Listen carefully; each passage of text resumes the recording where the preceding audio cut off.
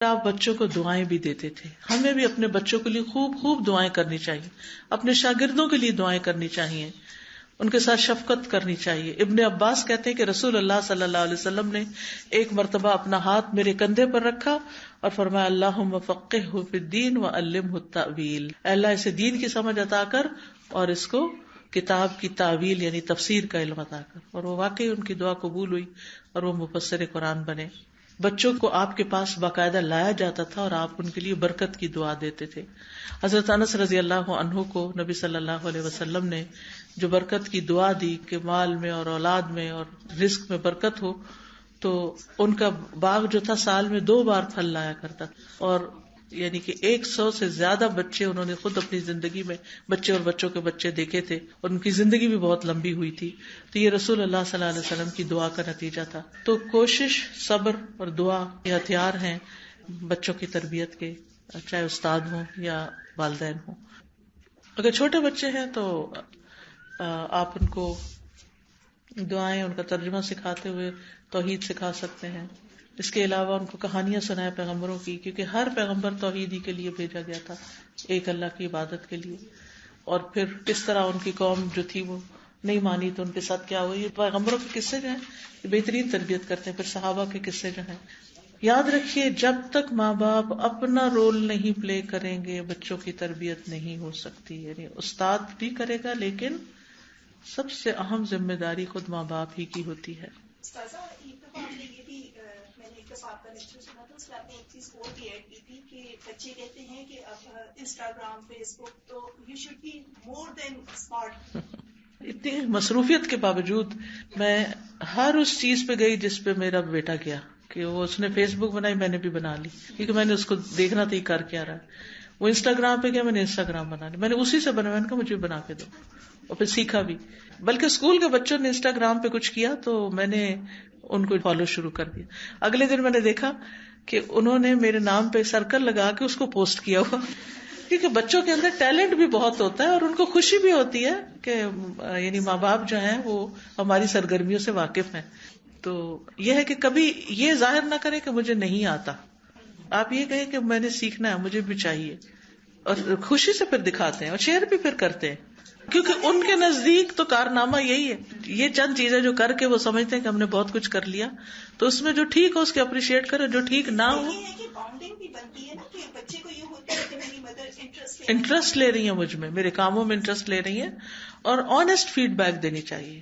یعنی کہ میں جھوٹی تعریف نہیں کرتی, جہاں غلط ہوتا ہے میں بتا دیتی ہوں, وہ مانے یا نہ مانے, لیکن میں صحیح رائے دے دیتی ہوں کہ یہ چیز درست نہیں ہے.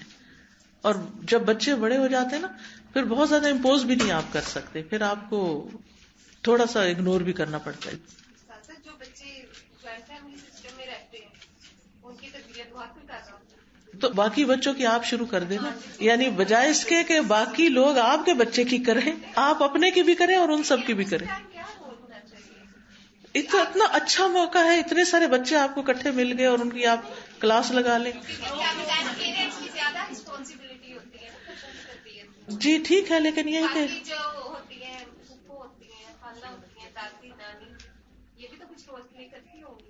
سبھی کرتے ہیں. میں سمجھتی ہوں میری پھوپھی نے میرے ساتھ بہت احسان کیا, چھوٹی چھوٹی چیزوں میں اتنی باریکی سے وہ بتاتی تھی, وقت نہیں ضائع کرتے, یہ ایسے رکھتے ہیں, یہ ایسے اٹھاتے ہیں, یہ ایسے کرتے ہیں.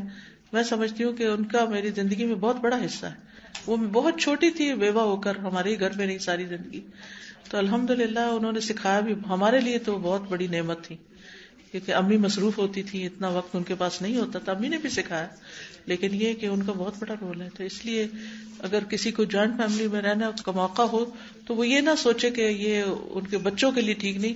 ہم سب کچھ خود ہی نہیں سکھا سکتے بچوں کو. دین کو پیش خوبصورت طریقے سے کریں جس سے وہ ان کو ریسٹرکشن نہ لگے, بلکہ ان کو ایک گائیڈنس لگے, ان کو ایک رحمت لگے. یہ اب آپ لوگوں کو سیکھنا پڑے گا کہ کیسے, کس موقع پر اور کیا چیز ان کو دیں. کیونکہ ہم جب دنیا کی کوئی چیز ان سے کروانا چاہتے ہیں تو آسانیاں پیدا کرتے ہیں, اور جب دین کی کروانا چاہتے ہیں تو روب سے, ڈانٹ ڈپٹ کے, یا مشکل سے, یا جلدی میں. اب جیسے مثال کے طور پر صبح اٹھانا ہی ہوتا ہے نا نماز کے لیے, تو ہم کیسے اٹھاتے ہیں؟ ڈانٹ کے, جلدی سے اٹھ جاؤ, جلدی سے ناشتہ کرو, جلدی سے کپڑے بدلو, جلدی اسکول جاؤ, جلدی سے ہوم ورک کر لو. تو اب یہ ہے کہ اس طرح کے پھر رویے ان کو پٹ آف کر دیتے ہیں. تو جب دین کی بات بھی کریں تو ان کو اتنا شوق دلائیں. مجھے یاد ہے کسی نے بتایا تھا کہ میں نے اپنے بچے کو جب جنت کی ساری باتیں سنائی کہ اگر اچھے کام کریں گے تو جنت میں جائیں گے, جنت ایسی ایسی, تو اس نے کہا کہ چلیں جنت میں چلتے ہیں. تو اس نے کہا اس کے لیے مرنا پڑے گا. تو ہم کب مریں گے؟ تو یہ ہے کہ اب مرنے والی بات کا بھی بچے کو شوق لگ گیا کہ جنت میں جانے کے لیے. تو بات یہ ہے کہ ڈیپینڈ کرتا ہے نا کہ ہم کس طرح, تو اس آرٹ کو بھی سیکھیں کہ دین پیش کیسے کرنا ہے. ٹھیک ہے انشاءاللہ. اس سلسلے میں بچوں کو سمجھا دینا چاہیے کہ یہ بڑے ہیں, بزرگ ہو گئے ہیں, ان کی باتوں کو مائنڈ نہیں کرتے, بس سن لیا کرو. ہمیں تو یہی سکھایا گیا تھا, اور نانی اکثر ہمارے گھر ہی رہتی تھی تو ہم سب صرف ہنستے تھے. جب وہ کوئی ڈانٹ ڈپٹ کرتی تو ہم ہنسنا شروع کر دیتے تھے. تو یہ ہے کہ اگر طریقہ سکھایا جائے نا, بچوں کو بھی طریقہ سکھایا جائے کہ ان باتوں کو بہت سیریس نہ لو اور ہرٹ نہیں ہو. اور ویسے بھی جنرلی بچوں کو سکھایا جائے کہ ہر بات پہ ہرٹ نہیں ہوتے, یعنی اس چیز کو بھی کم کرنے کی ضرورت ہے. انہوں نے زندگی میں بہت کچھ آگے جا کے دیکھنا ہے. جب وہ بہت پروٹیکٹیو پالتے ہیں نا بچوں کو, ہائی میرے بچے کو یہ کچھ نہ کہہ دے, اس نے کیوں کہہ دیا, اور جاہل ماں کی طرح گلی میں لڑنا شروع کر دیتی ہیں کہ میرے بچے کو تم نے کیوں کچھ کہا. تو یہ طریقہ ٹھیک نہیں ہوتا. بچے اگر کسی کی شکایت بھی لے کر آئے تو ان کو بتانا چاہیے کہ بی اسٹرانگ. یہ کیا بات ہے, تو کوئی بات ہی نہیں, پھر کیا ہوا. کیونکہ جب ہم انہیں کہتے ہیں نا اچھا میں خبر لیتی ہوں جس نے تمہیں کچھ کہا, تو پھر وہ بچے بھی سمجھتے ہیں کہ شاید ہماری ہر بات ہی درست ہے. تو ان کو سہنا سکھائیں, باتیں سہنا, مار سہنا, اعتراض سہنا, تنقید سہنا. جب وہ اسٹرانگ ہوں گے تو بڑے بڑے کام کریں گے, اور اگر اسٹرانگ نہیں ہے نا اور چھوٹی چھوٹی چیز پر ہی رونے دھونے بیٹھ گئے تو وہ بہت کچھ زندگی میں بڑا رول نہیں پلے کر سکتے. ایک چیز اور بتا دیں, چھوٹے بچوں کو جو ہم ڈرائنگس وغیرہ دیتے ہیں, ڈی فار ڈاگ ہے جیسے, تو یہ نہیں ہونا چاہیے پکچر. کیوں, ڈاگ بھی تو اللہ نے بنایا ہے. ہاں ہاتھ سے ڈرا نہیں کرے, لیکن یہ کہ وہ جو ہوئے ہوتے ہیں اور ان کے اندر کلرنگ کرنا کر لے.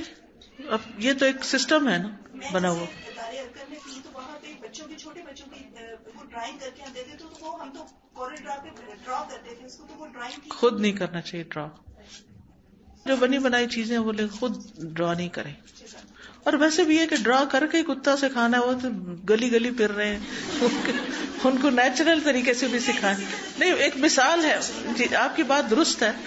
یعنی مجھے مونٹیسوری کا یہ طریقہ بڑا اچھا لگتا ہے کہ ٹیچرز گھر سے آج بھنڈیاں اٹھا لائیں, آج کوئی چنے اٹھا لائے, کوئی. مجھے یاد ہے میری بیٹی جب میرے ساتھ UK میں تھی تو اسکول میں کیا کرتے تھے کہ ایک شیٹ دے دیتے تھے, یہاں چاول چمٹائے ہوئے ہیں, یہاں دال چمٹائی, اور ہر چیز کا نیچے نام لکھا ہوا ہے. تو نیچرل چیزوں سے جو سکھانا ہوتا ہے, بجائے اس کے کہ دال ڈرا کر کے کہیں اس میں رنگ بھرو. تو اس طرح نئے چیزیں ایجاد کرنی چاہیے. جن چیزوں سے شریعت نے روکا ہے ان سے رکنا ہی اسی میں خیر ہے. ٹھیک ہے.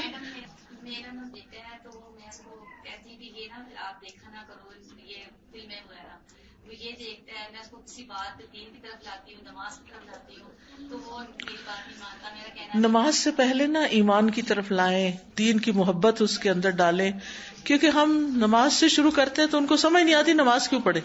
ٹھیک ہے نا, تو اللہ کی محبت پہلے ڈالیں, پھر وہ اللہ کے آگے جھکیں.